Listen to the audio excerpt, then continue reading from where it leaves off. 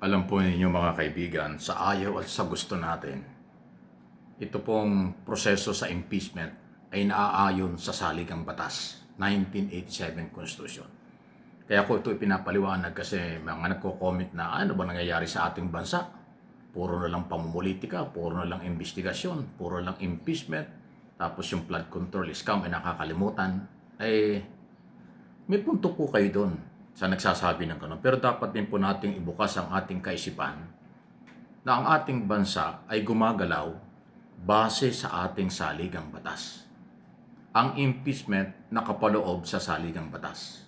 Basta lahat ng impeachable official, kung merong mga nagreklamo, pwede silang mag-file ng impeachment sa Kongreso at nangyayari na ito. Okay? Yun namang issue ng flood control scam na grabbing corruption. Hindi naman matadama yun. Iba po yun. Ang flood control scam, criminal cases yan. Mga kasong kriminal, grabbing corruption, plunder, malversation of public fund, yan po ay criminal case. Sa korte yan pupunta, Sandigang Bayan. Kaya hindi po yan maaapektuhan dito sa impeachment issue. Ang impeachment po ay may kaugnayan lang sa pagtanggal sa posisyon ng impeachable official na katulad ngayon ang nakasalang dyan si Pangulong Marcos at si Vice President Sara Duterte. Wala pong kasong kriminal ang impeachment. For removal, matanggal sa posisyon at ipagbawal habang buhay sa anumang public office. Hindi katulad po doon sa grabbing corruption, criminal case yan, sa korte yan, may pagkakulong pag napatunayan.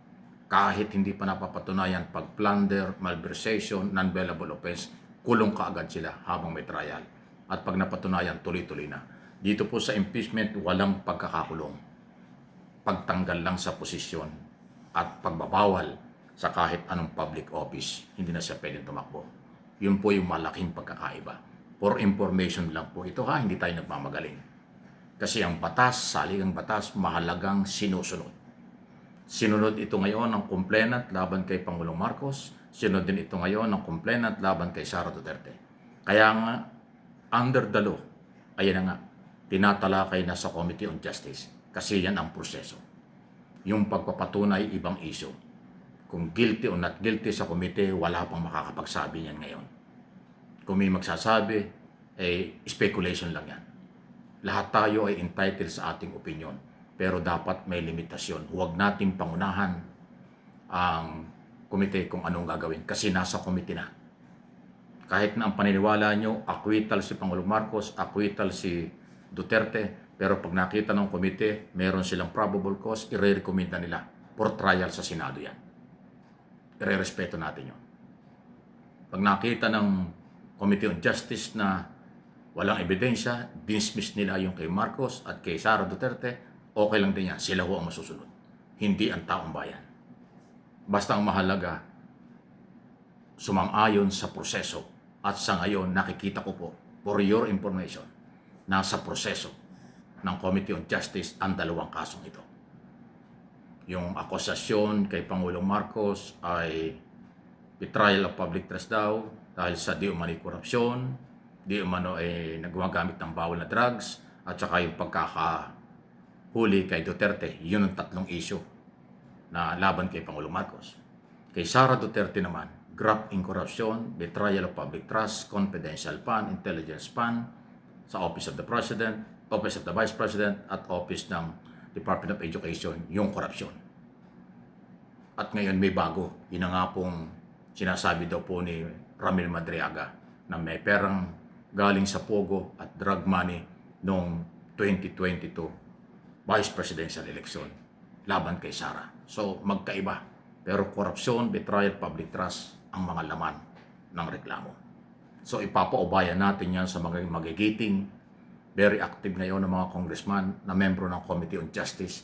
39 po sila, lead by Chairman Jinky Luistro, ang magaling na abogada, at na siya kung nag-handle, kaya naman patakbuhin ng ayos. So yun yung ating inaabangan kung hanggang saan at kailan aabot ito. May mga limitasyon po yung oras-araw sa impeachment. Hindi katulad sa korte, sa mga grabbing corruption, sa flood control, walang limit. Ang investigasyon at prosecution at trial sa korte, walang limit sa korte kahit ilang taon yan. Sa impeachment, hindi. Kailangan sumunod sa tamang oras ang Kongreso at bago sila mag-decide sa loob ng 10 days, session days, pag nasa plenary na, dapat sila mag-decide sa loob ng 10 araw para may transfer o hindi ang article of impeachment. Pag nasa Senado na, walang limit yan. Kung ilang araw, ilang linggo, buwan sila mag-trial. Yun po yun. Pero sa Kongreso, may limit. May limit sa committee, sa Secretary General's office, sa speakers, at sa Committee on Justice. Yun lang walang limit, pero mag-decide sila. Ang limitasyon na dapat sa loob ng 10 araw mag-decide ang buong Kongreso kung i-reject nila o hindi ang article of impeachment na dapat i-transfer. Yun ho ang malaking pagkakaiba. Kaya relax lang po kayo dito sa aking mga channel. Pinag-aaralan ko, hindi tayo nakikipagsabayan sa iba.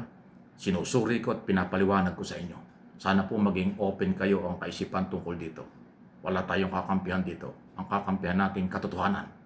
Pag napatunayan ng mga complainant ang kailang ebidensya at na-convince ang Kongreso at Senado, wala tayong magagawa. Paniniwalaan natin yun. Pag walang naipakita at matibay na ebidensya sa kailang mga kaso at ang Kongreso at Senado nag-decide na basura yan, garbage yan, wala yan, ating kikilalanin yun. Para din sa korte. Ano man ang ating paniniwala sa mga akusado sa graft and corruption, yan naman ay tuloy-tuloy, hindi ho nakakalimutan yan, hindi totoong pagtatabunan yan, hindi totoong kaya may impeachment para pagtakpan ang flood control scam, hindi totoo yun. Maling-maling argumento yun. Iba ang criminal case kaysa sa political case, impeachment. Magkaiba yan. Iba ang batas, ibang galawan, may separation of power between legislator, executive department, at saka judicial. Ayan, maliwanag po yan. Parehong gumagana ngayon. Gumagana ang executive department sa pag-iimbestiga sa korupsyon. Gumagana ang Kongreso at Senado sa pag-iimbestiga sa issue ng flood control scam at saka po impeachment. Pero magkaiba ang pupuntahan yan.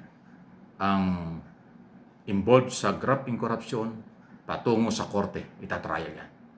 Ang involved sa impeachment, papunta ng Senado, kung makakarating doon, itatrial din. Pero magkaiba ang kaparusahan yan. Katulad sinabi ko, pagtanggal lang sa posisyon ng impeachment, hindi katulad sa korte, may pagkakulong kahit tinatrial pa lang kapag plunder at malversation of public fund. Yun ang malaking pagkakaiba. Kaya kung may mga nagsasabing guilty na, pinagtakpan o kampihan, speculation lahat yun. Irespeto natin ang proseso ng batas at kung ano ang gagawin ng mga kinaukulan. Pag nagkampihan, away lang, walang mangyayari. Sa kasalukuyan, lahat tayo mag-aabang. At ito yung pangako ko sa inyo.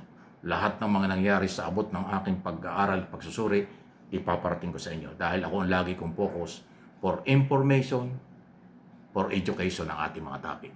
Please like and share.